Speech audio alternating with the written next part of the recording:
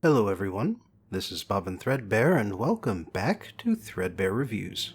For today's subject, we'll be taking a look at a novel that's also a collaboration project, specifically a collaboration between Neil Gaiman and Terry Pratchett. The novel in question is called Good Omens, or The Nice and Accurate Prophecies of Agnes Nutter Witch, and it first came out in 1990. The story about the story. Neil Gaiman and Terry Pratchett are a couple of English authors who got their first big breakout success in the mid-1980s. For Gaiman, it was the Sandman comic series under DC Comics, and for Pratchett, it was the start of the long-running Discworld novels. They also both started out in journalism before moving on to full-time fiction writing, and that's also the reason the two met. Pratchett had just published The Color of Magic, and Gaiman was asked to interview him for an article. The interview turned into talking, the talking turned into a friendship, and eventually, the friendship led to a writing collaboration. The version of Good Omens that I own has a lot of details on how Gaiman and Pratchett worked on the book. Very little of the collaboration was done in person. Instead, they would write part of the manuscript, mail it to the other author when they ran out of steam, and then discuss the characters and plot over the phone. Gaiman has said that he wrote most of the passages about the Four Horsemen of the Apocalypse, while Pratchett wrote most of the passages about Adam and the other kids. But he also mentions that ownership of the characters only extends to the first draft. Both authors edited the manuscript extensively, and their phone discussions involved all of the characters. So there's no single part of the book that you could say is only Pratchett or only Gaiman. Well, except that Agnes Nutter's short biography is only Pratchett's idea, and the bit where demonic maggots eat a telemarketing center is only Gaiman's. The book would go on to be a big hit for both authors, one that led to a lot of signing tours both within and beyond England. However, it was also a lot of effort, and so while they both threw around ideas for writing a sequel, they never actually did so. Also, Gaiman would move to the United States in the 90s, and that made long-distance collaboration much more difficult. Terry Gilliam would try to get a movie adaptation going at one point, but he didn't succeed, and then Pratchett died of Alzheimer's. However, Gaiman would eventually work with Amazon to create a Good Omens miniseries, and reportedly he's working on a second season based on those ideas he hashed out with Pratchett once upon a time. But that's enough about other media. Today is just about the book. The review. The end times are approaching. The Antichrist, spawn of Satan, has been swapped with a human child in a remote hospital in England. But thanks to a mix-up, instead of being the son of an American ambassador, he is instead the son of an accountant living in a London suburb named Tadfield. On top of that, the forces of both heaven and hell lose track of him, and so the child is raised not as the harbinger of Armageddon, but as an ordinary human child. Meanwhile, the angel Aziraphale and the demon Crowley have lived on Earth for almost as long as Earth has existed, and they've come to like the place. They're rather upset that it's all coming to an end so soon, and so they work together to try and find a way to stop that from happening. Also, meanwhile, the last of the English witch-finders hears about the strange goings-on in Tadfield, and so Witchfinder Sergeant Shadwell sends Witchfinder Private Newton Pulsifer to investigate. Further, meanwhile, Anathema Device is the last descendant of Agnes Nutter, a witch from the 17th century, who is the only prophet to have perfectly predicted the future. Finally, the Four Horse Riders of the Apocalypse have heard the call to arms and head to an American base near Tadfield, a place where nuclear weapons are not kept, but nuclear war can be launched. However, things don't go quite the way any character expects, with the obvious exception of Agnes Nutter. But she died hundreds of years ago, so she doesn't really count. Anathema speaks to Adam the Antichrist not knowing who he really is, and because Adam has power over reality, he causes her New Age conspiracy theories to become true. Crowley and Aziraphale discover the mix-up and try to stop the Antichrist, but then they find out that Adam doesn't really need stopping.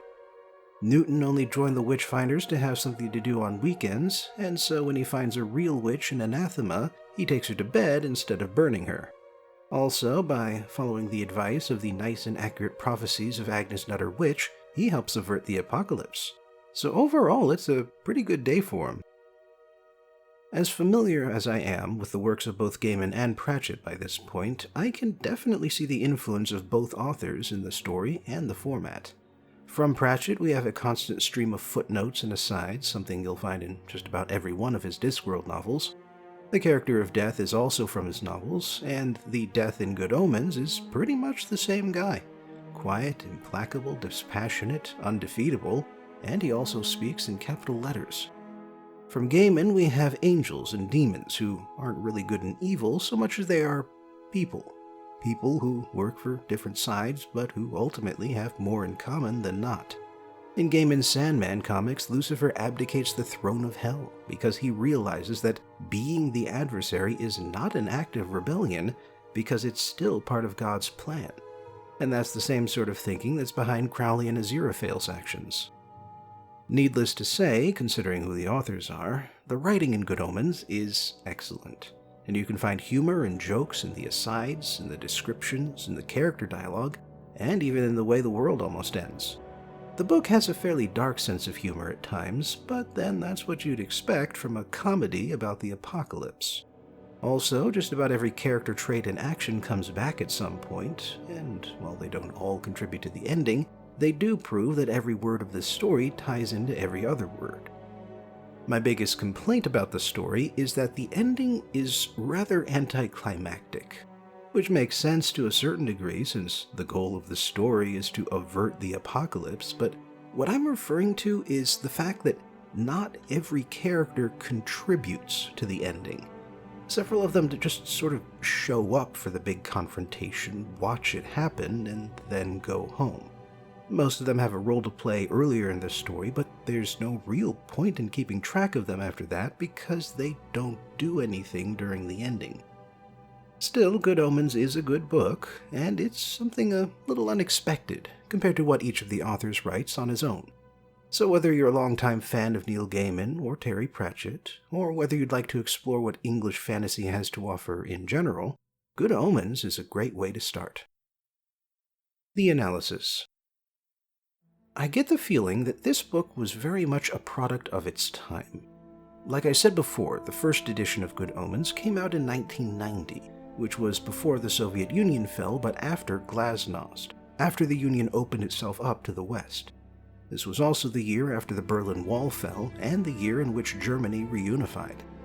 I bring this up because the novel is very much an anti-apocalypse story, and so I get the sense that the authors are using it to say, "Screw you, all you cynics who thought the world would end in our lifetime. Screw you, all you warhawks who wanted a final confrontation. And screw you, all you so-called realists who thought the only thing two empires could do was go to war. Peace has come at last. No one pressed the big red button, and our children will have a world to inherit." And to be fair to Pratchett and Gaiman, they are definitely not the first authors to use the Book of Revelations as an allegory for the Cold War. Two implacable foes, one clearly good and one clearly evil, and while the world will be destroyed by the conflict between them, such destruction will be worth it, because good will triumph and usher in 1,000 years of peace and happiness. This was a distressingly common belief within conservative religious communities, and honestly, the legacy of that belief system haunts us to this day. But in the late 80s and early 90s, all their apocalyptic doom and gloom, all their world-ending predictions were proven wrong.